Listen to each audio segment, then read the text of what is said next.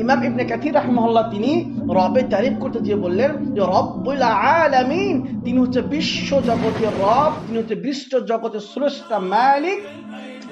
আর রব্বু হুয়াল মা'বুদুল খালিকু আর রাযিকু আল মালিকু আল মুতাসাররিফু মুরাব্বি জামিআল খালকি বিন নিআমি।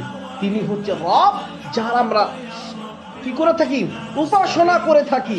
তিনি হচ্ছে রিজিক দাতা, আল খালিকু তিনি হচ্ছে মালিক, তিনি হচ্ছে স্রষ্টা, আর রাযিকু যিনি রিজিক দাতা, আল মালিকু তিনি আমাদের মালিক, আল মুতাসাররিফু যিনি প্রতিটা বিষয়কে নিয়ন্ত্রণ করে থাকেন, মুরাব্বি জামিআল খালকি বিনিআমাতি তিনি মানুষকে আশীর্বাদ করে থাকেন, গোটা বিশ্ব জগৎকে যিনি, যার অনুপ্রেরণায়, যার দয়ায় গোটা বিশ্ববাসী এখন পর্যন্ত দুনিয়াতে বেঁচে রয়েছেন। তিনি কে?